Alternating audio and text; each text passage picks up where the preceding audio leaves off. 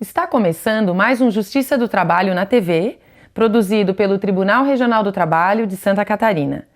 É com base no laudo pericial que o magistrado estabelece o valor da indenização nos casos de acidente de trabalho ou doença ocupacional. Mas qual a metodologia utilizada para estipular a perda de capacidade laboral? Como definir a taxa de incapacidade de um empregado vítima de acidente do trabalho?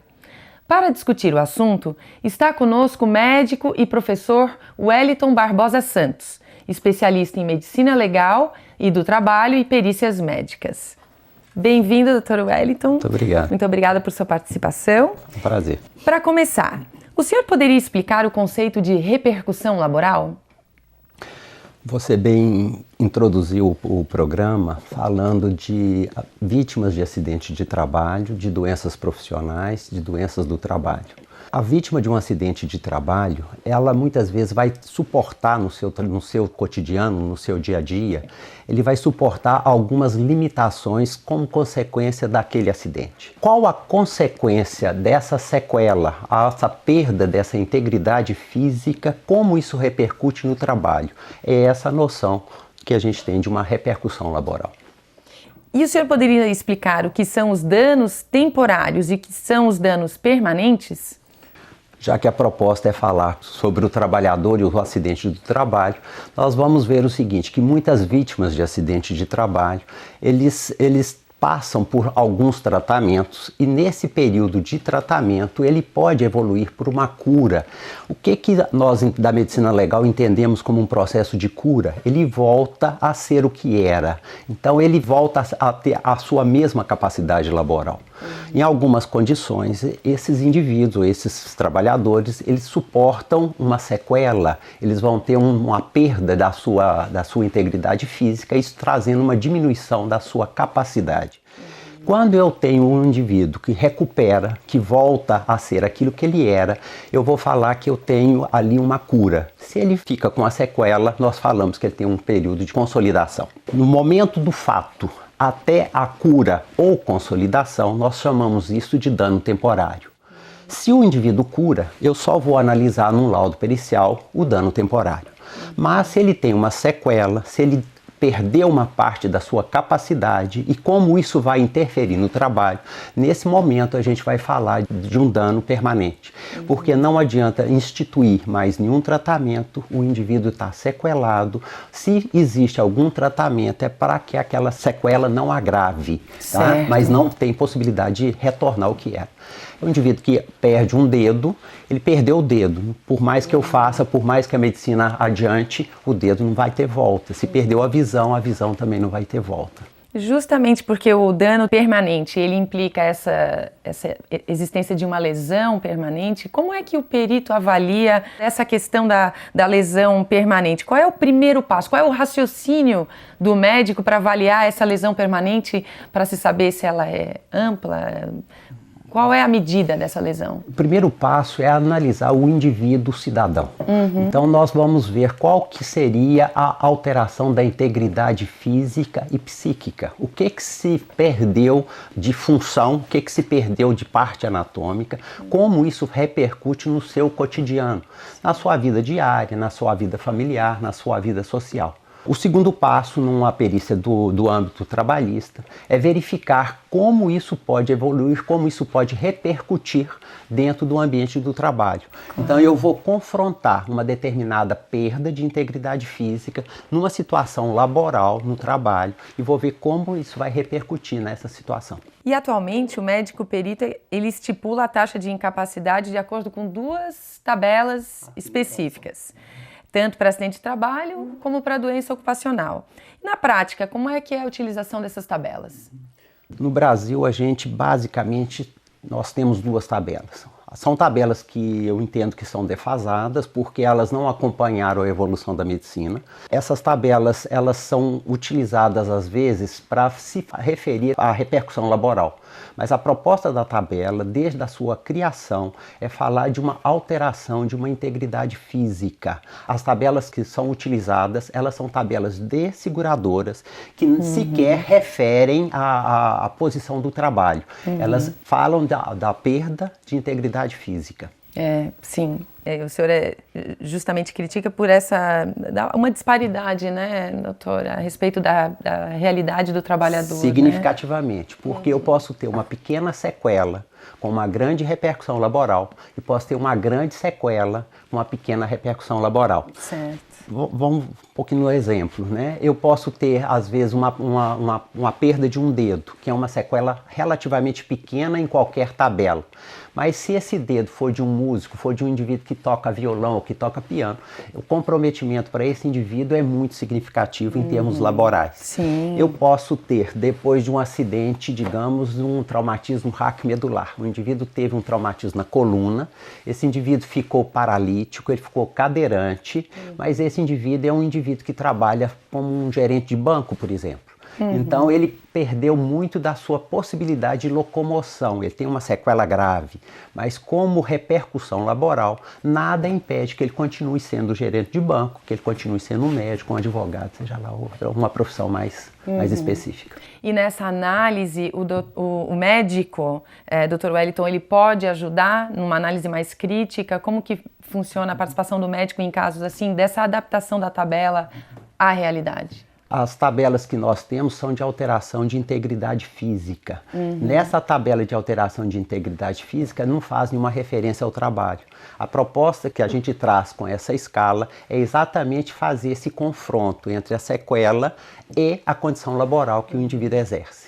Tá? Porque o dedo para o pianista ele pode ser impeditivo da sua profissão. Claro. Enquanto que a paraplegia, que é o indivíduo cadeirante, o indivíduo que está numa cadeira de rodas, esse indivíduo, dependendo da profissão dele, ele continua, às vezes, exercendo a sua profissão sem nenhuma repercussão. Claro. Então, fazer a distinção entre o que é uma alteração de uma integridade física e o que seria uma repercussão laboral. Dr. Wellington, o senhor fez referência a 2 tabelas no Brasil para avaliação dessa questão do dano, das lesões. Quais são exatamente essas tabelas? No Brasil nós temos uma tabela que é chamada tabela SUSEP. É uma tabela que mantém os valores percentuais desde 1975. A partir de 1991, essa tabela ficou sendo uma tabela oficial da SUSEP. É uma tabela que analisa basicamente danos ortopédicos, com poucas exceções, são poucas exceções, mas é uma tabela eminentemente ortopédica. Nós temos uma tabela DPVAT, essa tabela hoje foi publicada em lei a partir de 2009 para indenização de vítimas de acidente de trânsito. A tabela tem algumas discrepâncias, tem algumas críticas em cima, principalmente da tabela DPVAT, apesar dela permitir uma flexibilidade de avaliação, mas uma tabela que privilegia basicamente a perda anatômica, na contramão daquilo que se faz no mundo hoje, que é privilegiar a perda da função. Então, uma coisa é eu perder um dedo, agora, como isso repercute a função do meu dedo, né? Como é complexo eu abrir uma maçaneta, como é fundamental eu ter tanto movimento ali. Então essa funcionalidade ela é muito importante, ela tem que ser bem avaliada, porque às vezes a anatomia está preservada, mas a função está destruída. Sim. E para mudar essa realidade, o senhor propõe uma nova escala que é dividida em 9 graus. O senhor podia explicar um pouquinho que proposta é essa? Que graus são esses? Essa quantificação que o médico perito, muitas vezes, é necessário ele colocar um determinado valor, colocar um número, é uma situação bastante delicada, porque a medicina, o corpo humano, ele não tem como eu hierarquizar uma função. Claro. Né? Eu não posso chegar e falar que o olho vale mais do que a orelha ou que o meu coração vale mais do que o meu pulmão. É uma completude. Né? É muito complexo. Mas a autoridade, o magistrado, me cobra, me prende, né? Me desafia. Né? Eu quero um valor. Qual o percentual de perda de capacidade laboral? Nós vimos que a tabela de alteração de integridade física não vai ter uma proporcionalidade com essa perda, com a perda laboral. Então, o que a gente pensou? O que a gente começou a trabalhar? Nós começamos a trabalhar, de uma certa maneira, estudando os extremos.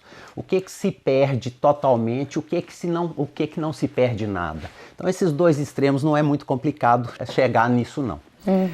Arranjamos um meio. aquele indivíduo que pode voltar para uma atividade laboral, mas ele não, vamos falar assim, ele não tem condição de voltar para a sua atividade laboral. Aí chegamos numa escala de 3 graus. O que seria essa escala de 3 graus? Ele volta para a sua atividade laboral tal qual ele exercia antes do acidente. O outro extremo, ele está totalmente impedido de exercer a sua atividade para qualquer profissão.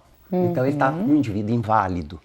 O meio é aquele indivíduo que ele não consegue voltar para a sua profissão, mas ele pode ser reabilitado em alguma outra profissão, às vezes mantendo o mesmo nível técnico profissional. Mas essa escala ficava muito pouco. O indivíduo ficou curado, ou o indivíduo ficou totalmente incapaz. Inválido, ou senão ele ficou sendo possível reabilitar. Tentamos aumentar o número esse número nessa escala. Julgamos por uma escala de 5. E as escalas, de uma forma ideal, é a gente trabalhar com o número ímpar, exatamente para a gente ter esse meio que seria o corte. Tá? Então, dentro dessa escala de 5, nós pegamos aquele indivíduo que recupera toda a sua atividade laboral, aquele que está totalmente inválido, aquele que é reabilitado. Mas aquele que não precisa ser reabilitado, mas ao mesmo tempo ele demanda um esforço acrescido na sua profissão. Tá? Ou aquele que é reabilitado, mas ele é reabilitado no nível técnico profissional inferior àquele que ele tinha. É o que muitas vezes nós vemos aí nessas reabilitações que são oferecidas. O indivíduo que tem uma profissão boa, digamos, ele é um motorista, ele tem uma qualificação, tem um salário mais justo, de repente ele é reabilitado para ser um porteiro, não que o porteiro não tenha lá o seu valor, ou o assessorista, mas ele diminui o seu nível técnico profissional, consequentemente ele vai ter uma perda do seu ganho. Claro. Mas a escala de 5 graus também fica pouco para o juiz. O juiz quer que eu diga para ele qual que é essa perda de percentual da capacidade laboral. Então nós pegamos o primeiro extremo, tá? Nós pegamos aquele indivíduo que volta todo e aquele indivíduo que é necessário ser reabilitado, e ali nós julgamos nesse intervalo mais 5 possibilidades. Tá? Perfeito. Depois nós pegamos o indivíduo reabilitado e julgamos naquele que está totalmente incapacitado, uma incapacidade omniprofissional. Então, como nós usamos o meio 2 vezes, nós chegamos numa escala de 9 graus.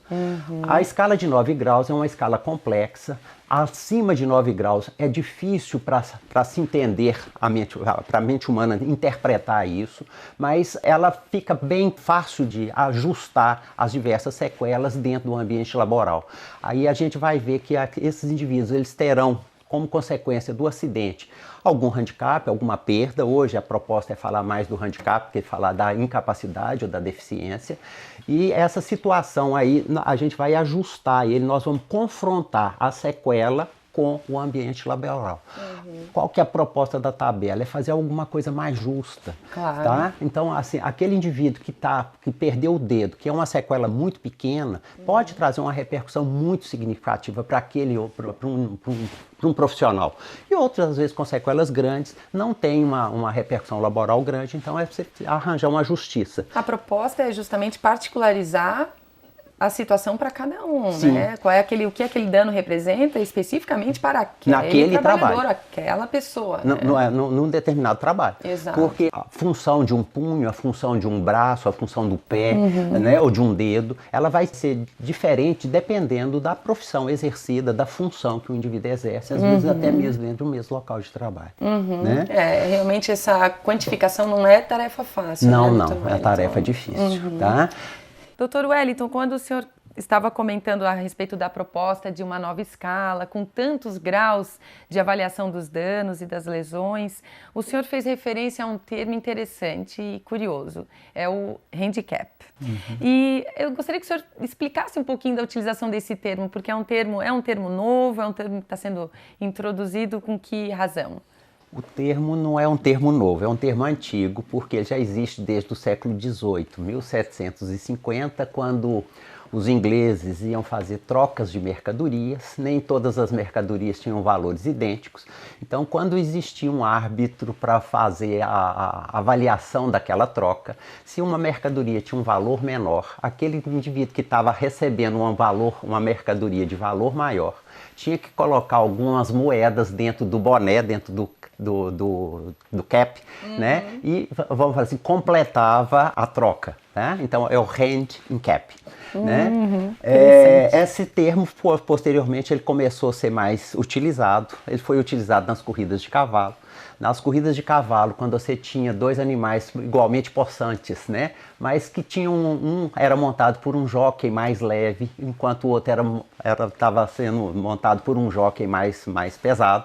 Então, para compensar e para que a corrida ficasse igualitária, aquele que levava o jockey mais leve carregava um peso acrescido ali, colocava um peso a mais, para que a corrida ficasse mais justa, né?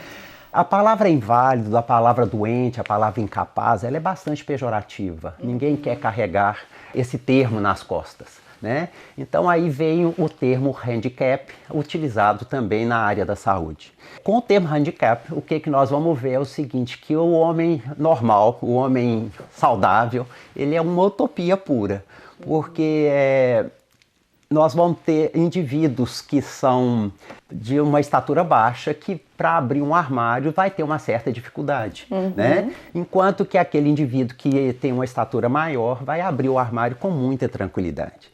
Esses indivíduos que são de estatura baixa, que têm uma dificuldade para abrir aquele armário, se eu coloco uma escada, se eu coloco um banquinho, eu resolvi a situação dele. Então eu resolvi o handicap para ele. Certo. Tá? Enquanto que aquele altão, vamos falar assim, que abre o armário fácil, mas ele vai ter um handicap se ele for sentar numa cadeira muito baixa, ou se ele for sentar num banco de avião, numa classe econômica, que a perna não cabe ali naquele espaço. Então ele também ali ele tem um handicap. Então todos temos a situação de handicap em algum todos nós. momento. Aqui, se eu estou aqui falando em português, mas se alguém não compreende o português, ele tem um handicap nessa compreensão. Então eu falei e não disse nada para esse indivíduo. Perfeito. Então por isso que o termo, na verdade, é todos em situação de handicap. É uma pessoa em situação de Então é aquele indivíduo que tem uma sequela, então ele tem uma limitação, né? Ele tem uma repercussão laboral. Então, ver o que se pode fazer para recuperar essa situação.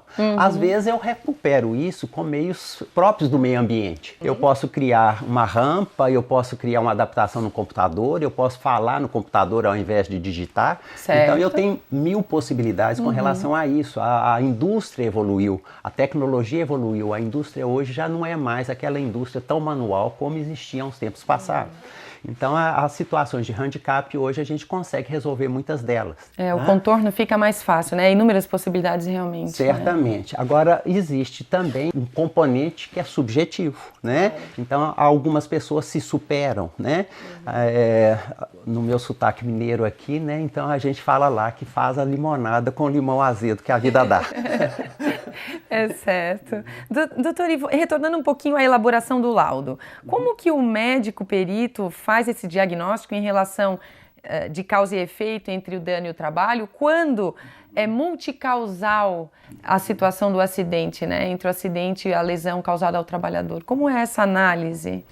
O que é mais difícil na elaboração do laudo é o estudo do nexo de causalidade. O estudo do nexo de causalidade, na Justiça do Trabalho, eu preciso de ter um nexo entre o acidente e a sequela. Mas eu preciso também, na Justiça do Trabalho, ter um nexo entre o trabalho e o acidente. Perfeito. Tá?